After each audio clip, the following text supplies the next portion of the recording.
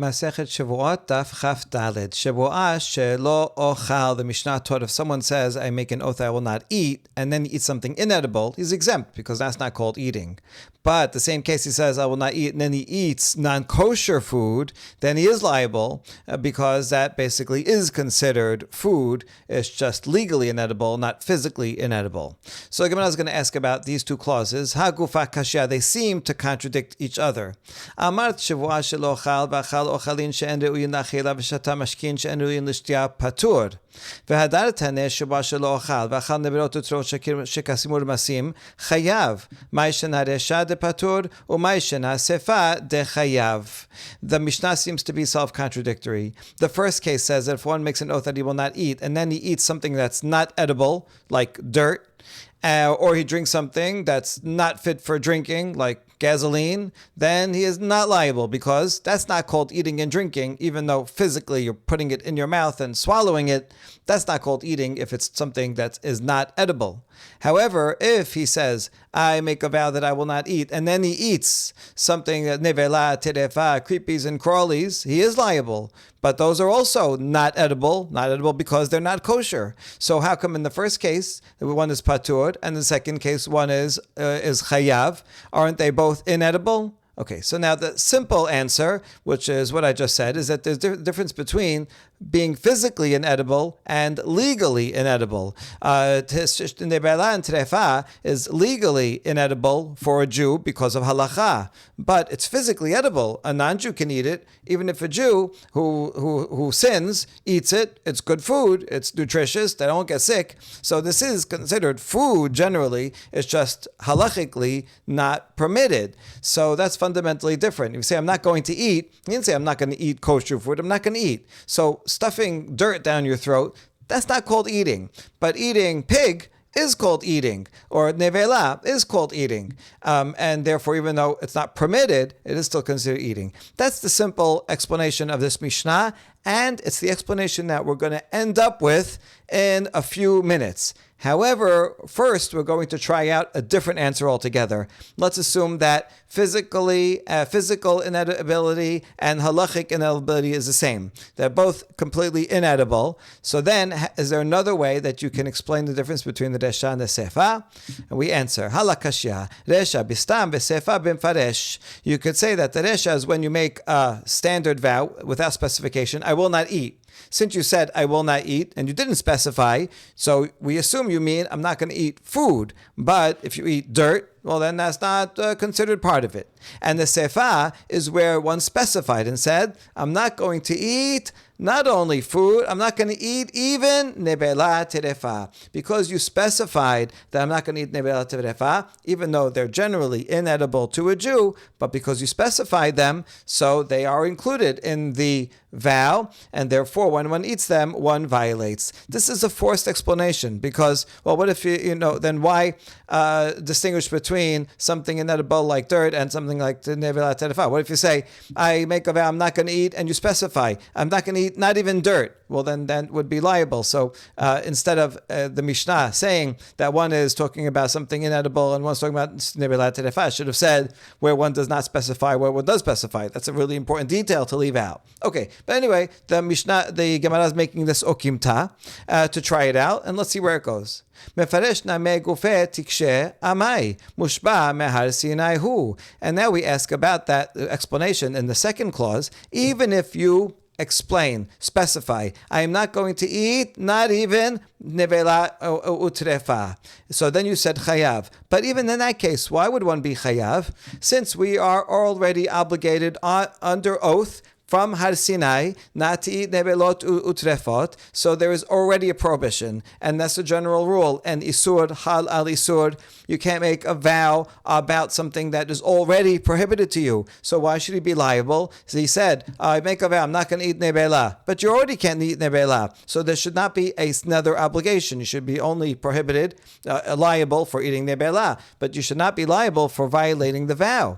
So we need an answer to that. We have two sets of answers. Rav Ushmael Rabbi Yochanan de'amre bekolel devarim mutarim aim devarim asurim. Rav and Shmuel from Bavel and Rabbi Yochanan from Eretz Yisrael, they all agree on the following answer, that in the vow, you're including more than the prohibited things, because you're saying, I'm not going to eat anything, including nebela utrefa. Because this is including more things than what you were originally prohibited from, that's called isur kolel. That's a prohibition that incorporates more than the original prohibition. So before you made the vow, you're prohibited from eating non-kosher food. Okay, now you made the vow, but the vow wasn't only, if you made a vow only about nebela, I make a vow I'm not going to eat nebela, that will not apply, because you're already prohibited nebela. But if you make a vow, which is in this case, I make a vow of eating anything, including nebela. So since the new vow includes more than the prohibition before, so it applies, and it applies even to nebela, such that if he eats nebela, he is liable both to eating nebela and for the vow. So that's their opinion. They say that there is an isur kolel. ריש לקיש אמר, אתה מוסה אלא במפרש חצי שיעור על ליבא דרבנן, בסתם על ליבא דרבי עקיבא, דאמר אדם אוסר עצמו בכל שהוא. ריש לקיש does not apply isur kolel in the way that they do, so he can't use that answer. Rather, Rish Lakish says that the vow is coming to extend the prohibition. Beforehand, from Har Sinai, one is liable if he eats nebela and terefa only a kezait. A kezait and more, he's liable. But if he eats less than a kezait, then there's no liability made deoraita. So Resh Lakish says that when he makes the vow, we're talking about a case where he makes the vow in such a way that it would prohibit even less than a kezait. How do you do that? Well, it depends. If you follow Rabbanan, then he has to specify. So again, we're assuming he's specifying, and he says, I'm not going to eat even less than a kezait. That's his vow. So now his vow is including more than the original prohibition, even for nebela, right? That's the point. Even nebela, according to the Torah, was only kezait and more. Less than a kezait was no liability in the Torah. So he's making a vow, I'm not going to eat even a tiny bit of nebela. That applies because this is a new prohibition that was not there at all before, even on nebela itself. So according to Rabbanan, he has to specify. According to Rabbi Akiva, he actually wouldn't even have to specify, because Rabbi Akiva thinks that whenever someone makes a vow that I'm not going to eat, then they are prohibited and would be liable even for a kol shehu. Because according to Rabbi Akiva, it's not the prohibition of the eating, it's prohibition of violating your words. And the words say don't eat. And for the purpose of Shevuot, it's not necessarily an act of eating, like a kezait, like other things, but rather of violating the words, which is a kol shehu, so you wouldn't have to say anything. So Shaki says that's why the isur applies, even though there was already a prohibition. Now it's applying to below a kezait, which was not prohibited before. Rabbi Shlama, Rabbi Yochanan lo amar ki Resh Lakish, demokim la matnitin ki dibre hakol.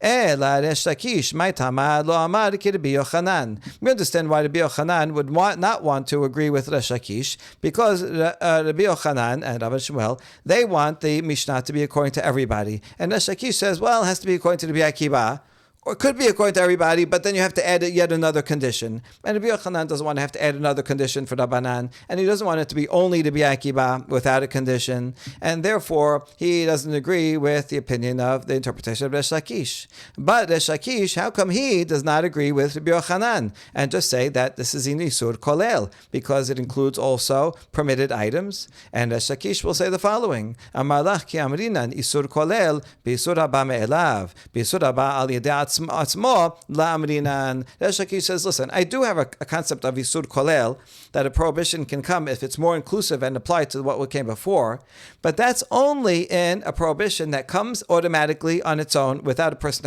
having to do anything. For example, Yom Kippur comes. If someone eats nebela on Yom Kippur, they are liable to two things, even according to Resh Lakish. Number one, they're eating nebela, which is prohibited from Har Sinai all year round. And then Yom Kippur comes automatically. It's a fixed date on the calendar. Even if you don't do anything, Yom Kippur is going to come. And Yom Kippur is going to now include more prohibitions, because Yom Kippur says you can't eat anything at all, kosher or non-kosher. So because Yom Kippur comes on its own, and it includes more than was originally prohibited, so yes, then one would be liable. If you eat nebela on Yom Kippur, you're liable for eating nebela and for eating on Yom Kippur. Yes, that's true. But a prohibition that you create through a vow, you just created it. So Resh Lakish says no concept of Isur Kolel. Even if your vow is including more than what was prohibited before, that part that overlaps with that was there before does not apply. You were already prohibited Nevela, and then you said, I'm not going to eat anything. So the prohibition of Nevela does not apply in terms of the vow. If you eat Nevela, you're only liable to one count of eating Nevela, and you did not violate the vow. Because Resh Lakish limits Isur Kolel concept, that's why he did not agree with Rabbi Yochanan. And now the Gemara asks, Bishlama l'Resh Lakish mishum hachika patar Rabbi Shimon detanya. Rabbi Shimon omer kol shehu lemakot velo amru kezayit ela lekorban. We understand according to Resh Lakish why Rabbi Shimon says patur in this case when someone says, I make a vow not to eat, and then he eats nebelot and terefot. Rabbi Shimon says patur. Why would Rabbi Shimon say patur? Well, according to the Shakish, what's the whole reason why, according to Chachamim, one is chayav?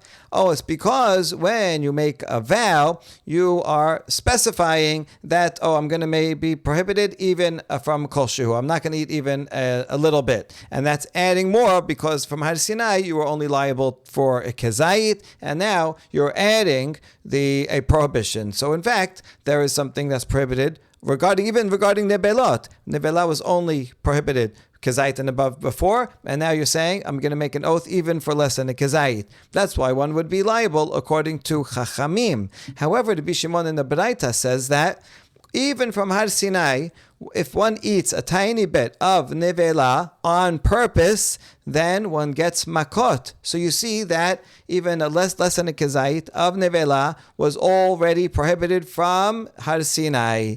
And therefore, when one makes a vow, even if he says in the vow less than a kezayit, it's not adding any added prohibition. Now, it's true that according to Chachamim, they did say kezayit, but that kezayit, that's only regarding korban. You have to eat a korban in order to be liable to a kezayit. Yeah, that's a separate story. But for makot, if you do it on purpose, then even a kol shehu. So since that kol shehu already was prohibited, and even liable for makot, therefore, the new vow, even if you specify kol shehu, does not add anything. And that's why Rabbi Shimon is consistent, and that he would say one is patur. That's very understandable. El Rabbi Yochanan, my tamad Rabbi Shimon de patar. But according to Rabbi Yochanan, he explained that Chachamim say one is liable because it's Isur Kolel. You say, I'm not going to eat anything, and eating anything includes kosher and non-kosher food. So since that's Isur Kolel, and that covers it, so then that's why one is liable. According to that reasoning, why does Rabbi Shimon say patur? And the answer is, Midihu ta'ama ela mishum isur kolel, Rabbi Shimon le'ta'ameh delet le'isur kolel detanya. Rabbi Shimon omer achel nebela b'yom kippurim patur. What's the reason for Rabbi Yochanan? Is it not because of isur kolel? Rabbi Shimon, he is consistent with his own opinion because he does not apply the concept of isur kolel at all. As the Braita teaches, Rabbi Shimon says that if someone eats nebela, even on Yom Kippur, one is not liable for violating Yom Kippur. One is liable for eating non-kosher, like you would be on any other day of the year. But even Yom Kippur, even though it comes by itself, even there, Rabbi Shimon says, there's no Isur Kolel. We saw before that Resh Lakish has an in-between opinion. Resh Lakish said that Isur Kolel will apply for Yom Kippur because it comes on its own. It won't apply for a Shevuot that you have to make. Rabbi Shimon's even more extreme. He doesn't have Isur Kolel at all. So that's how Rabbi Yochanan can explain why Rabbi Shimon says patur in this case. Bishlama l'Resh Lakish mashkachata belav vehen. Now, there's a general principle that in order to be liable for a Shevuot bitui, one has to be that you could make that vow both in the positive and in the negative. As the pasuk says, lehara or lehetiv. So even if you only do it one, it has to be a vow that is such that you can say it in the negative and the positive. So for Resh Lakish, we have such cases because just like you can say, I make a vow that I will not eat less than a kezayit of nevela, you can make a vow that I will eat less than a kezayit of nevela, because according to the Torah, all a kezayit and above is prohibited, but a kezayit and below, there's no liability. So therefore, one can make a vow not to do it or to do it, and it wouldn't be going against or repeating something that the Torah already said. So Resh Lakish is fine.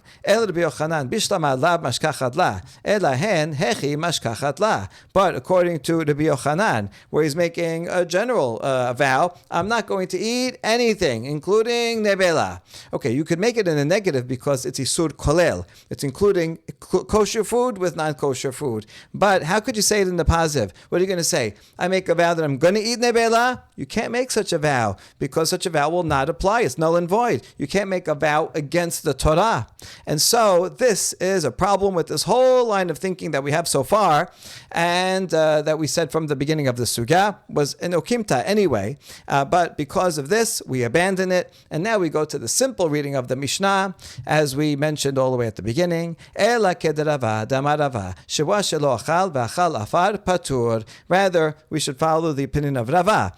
Rava says, if someone says, I make a vow not to eat, and he eats dirt, he's not liable because eating dirt is not called eating. It's simply not food. And that's not the same as nebela. If you say, I'm not going to eat, and then you eat nebela, nebela is food. Even though you're not allowed to eat it, so it's halachically inedible, but it's physically edible, and that makes the fundamental difference why the Resha is patur, because he ate something not edible, not physically edible, and sefa is where he ate nebela, which is physically edible. Amar Rav Mari, afanana metanena, kunam ishti nehenet li im achalti hayom, v'achal nebelot utrefot shekashim umrasim, hare ishto asura lo. Rav Mari says, I have a proof that this is the proper interpretation of the Mishnah, because in the Mishnah at the end says, if someone comes and says, my wife is prohibited to benefit from me if I ate anything today.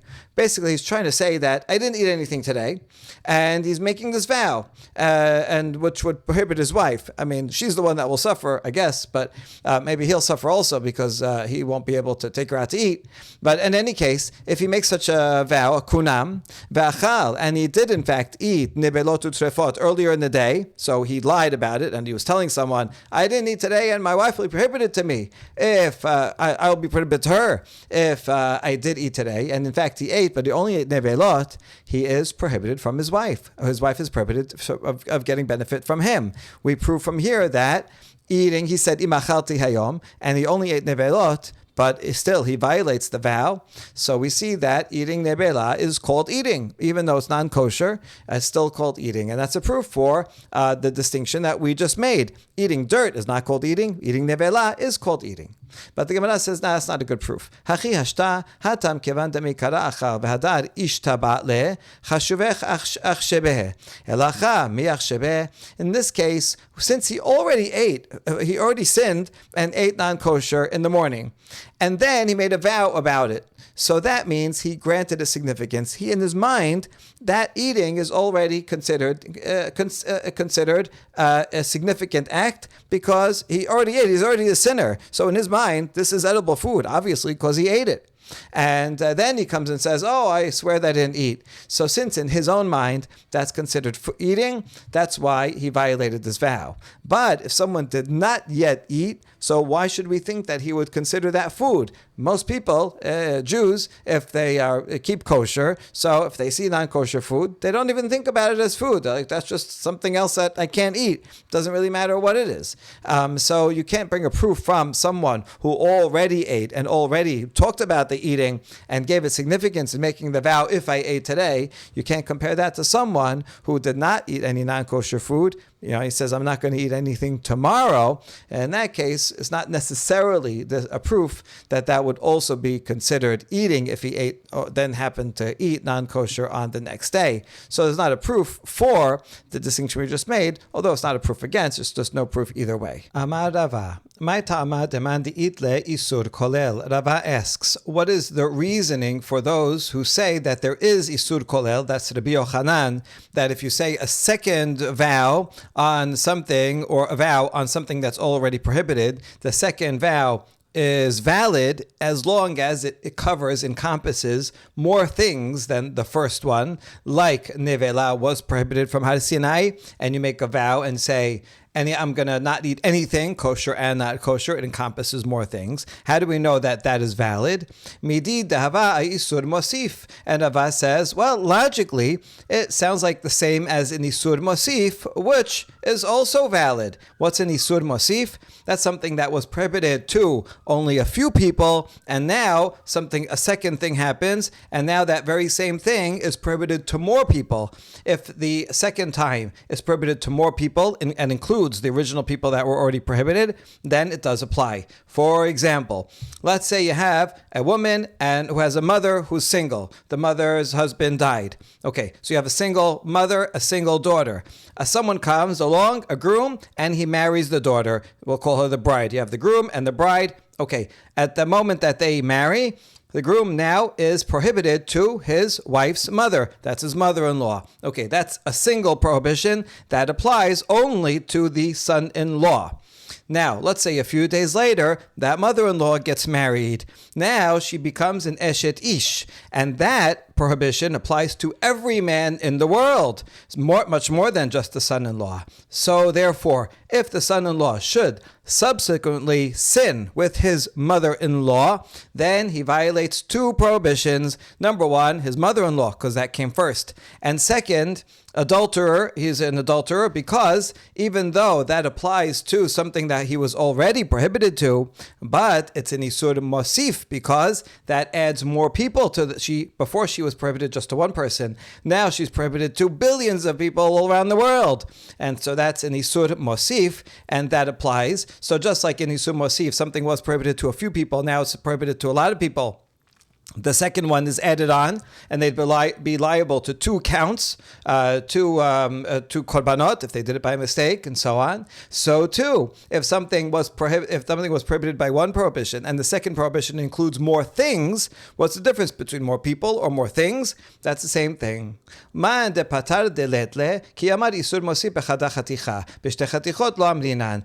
other opinion that says we don't have isur mosif, they would say, listen, we agree that the other opinion that says we don't have isur kolel, they would argue, listen, we agree that there is such a thing as isur mosif. That we're all agreeable to, but that only applies when more people are now prohibited to that person or thing. Yes, we agree to that. But that only applies to one piece of meat that was prohibited, or one person, like the mother-in-law in that case. Then this one person becomes more prohibited. If someone violates, if involves two violations, yes. But when it comes to two different pieces of meat, then we do not apply it. Beforehand, the person was prohibited to nevela, and now he makes a vow, I'm not going to eat anything, and now he's prohibited from nevela and also kosher food. But this is two different pieces of meat. You can't now transfer, because he has an added prohibition on that piece of meat that was kosher before, now we're going to add something to this piece of meat that was nevela before. No, that does not apply. It has to be that the added prohibition is on the same item, same thing or person. Amar Rava, leman de'it isur kolel, amar Shevuot shelo ochal te'enim, v'chazar v'amar Shevuot shelo ochal te'enim va'anavim, migodechel anavim, hayil namea te'enim. Rava says, according to the view that says we do apply isur kolel, if someone said, first they made a vow, I'm not going to eat figs, and then they said, I make a vow, I'm not going to eat figs or grapes. So since the second vow applies to grapes, certainly does, therefore it also applies to the figs. That's isur kolel. The second one includes more than the first one. Peshita, we say, Rava, isn't that obvious? Mahodetema isur haba me'elav amrinan. Isur haba me'atzmo lo amrinan. Kamashmat la. No, I might have thought that isur kolel is only when the prohibition comes on its own, meaning it's a natural prohibition like Yom Kippur or like non-kosher food. In non-kosher food, it was nebela it was already prohibited by itself as a nevela, or in the case, so that's the first prohibition, or Yom Kippur, now the thing that was nevela now becomes prohibited by itself, just because Yom Kippur comes. So I would say Isur Kolel applies to cases like that. But if it's something that one created the prohibition, and here one created the prohibition on both sides. One created the first prohibition on figs by making a vow, and then you created the second prohibition by making another vow. These are not natural or self-occurring prohibitions, but rather only based on one's actions. And so you might have thought that Isur Kolel does not apply to things that you make prohibited on your own, and therefore Rava has to teach us that it does apply. Mativ Rava bered Rabba. Yesh ochel achila achat v'chayav aleha arba chataot ve'asham echad ve'elohen tameh shachal chelev v'hu notar min hamuktashin b'yom kippurim. So we have a challenge to what we just said above by Rava, the son of Rabba. And the challenge is from this Mishnah in Masechet Keretot that says you can have a case where a person does one act of eating, and for that one act he'll be liable to 4 korban chatatz and 1 korban asham. What's the case? If someone who is tameh eats cheleb, so cheleb, that's going to be 1 hatat, and also it's a sacrifice. So he's tameh, a tameh person eating a sacrifice. That's another korban. Remember, that's a korban ole v'yored. For cheleb, it's a regular korban hatat. And also, that korban is notat. It was left over the time that one is permitted to eat it. And so, therefore, even if it was tahor, he would be liable to notar. That's a 3rd hatat. And also, it's on Yom Kippur, when you're not allowed to eat anything. And this is all by mistake.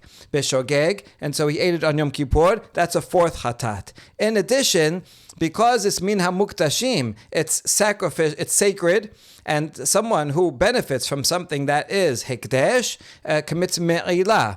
The sin for the punishment for committing me'ilah is in asham. So there you go. That's 4 chatats and 1 asham. Rabbi Meir Omer, Afim hayta Shabbat v'otzi'o chayav amru lo eno min Hashem. This is not relevant to our question, but we'll just bring the whole Mishnah. Rabbi Meir says, I can add another one. What if it was Shabbat and he removed it from a private domain to a public domain? That will be another one. Now why don't you count that also a korban chatat if you did it by mistake? And they told him, no, that's not of the same type. We're talking about by the act of eating, and you're talking about the act of moving it, carrying it. That we're not talking about that action, but only actions that have to do with eating. So that's why we didn't count that. Good. Now here's the question. Ve'im ita mashkachad la chamesh kegon she'amar shevuah shelo ochal temarim vecheleb migo dechayila temarim chayla nameh acheleb. If you say, as Rava did above, that you have isur kolel, even for things that you created on your own,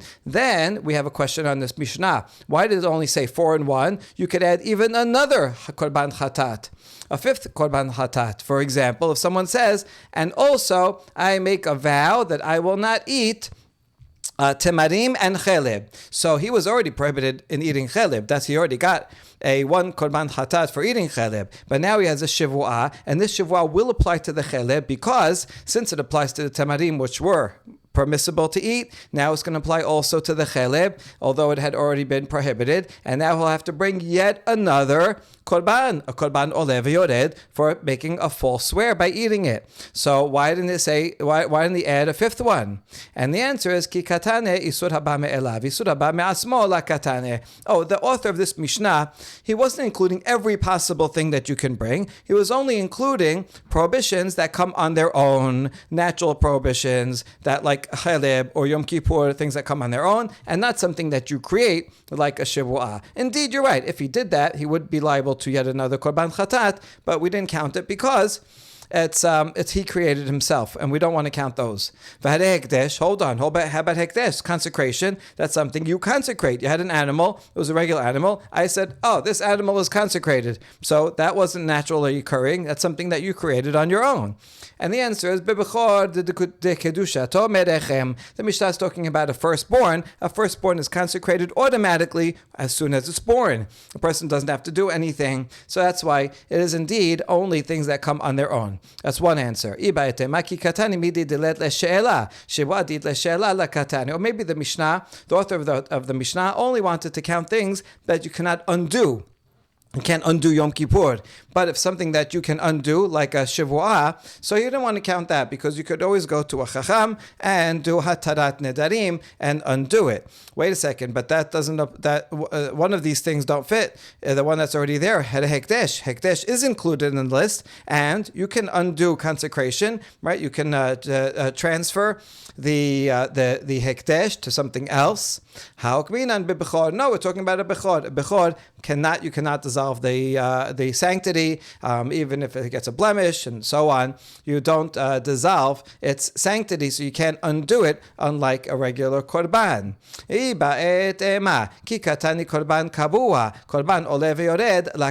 Or yet another answer, where the author of the Mishnah only wanted to count things that are regular korban chatat, that you have to bring only just an animal. Everybody has to bring an animal, and we're not including a korban ole v'yored.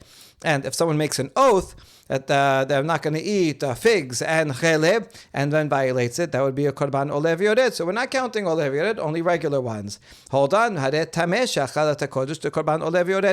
the Mishnah did count a person who's tameh who ate kodesh, and that's a korban ole v'yored.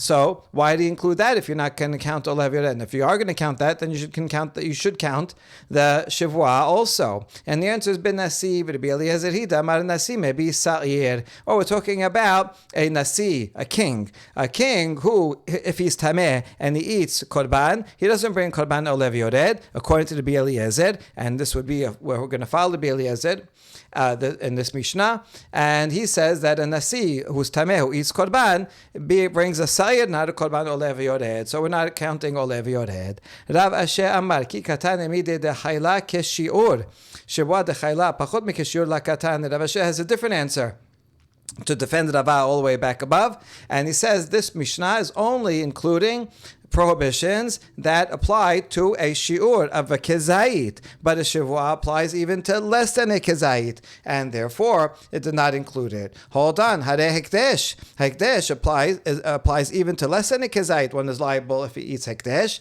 Habayna sheve peruta. No, you still need at least a sheve peruta to be liable to a korban for hekdesh, which is not so for a Shevuot, which would be even a kol shehu. Rav Asher me'avirya Amar bi zera ki katani zedono karet zedono lav la katane. Rav Asher from Avireya in the name of Rabbi Zera says a different answer to defend Rava. Why didn't the Mishnah include a fifth korban chatat for making a vow? Because he's only counting things that if you had done it on purpose, you would get karet, but if you make a vow and you violate on purpose, it's a lav. You do get lashes, yes, but not karet. And everything else on the list is a sur karet if you did it b'mezid. Wait, is that true? V'hare asham dezedono lav v'kataneh. Asham for me'ilah.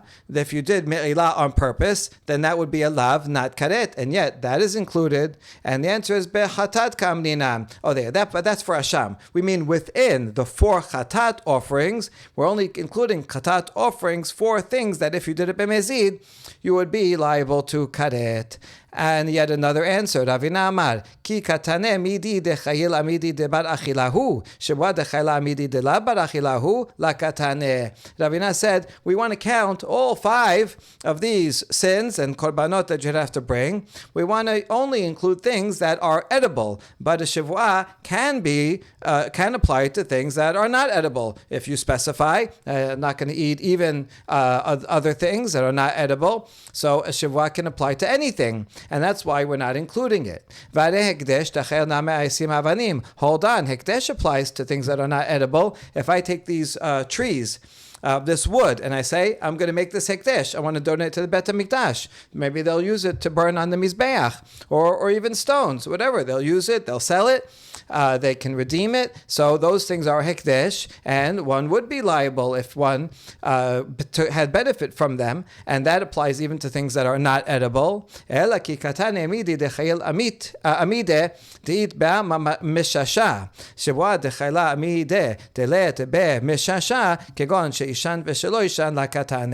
rather, the Mishnah is only including in the 5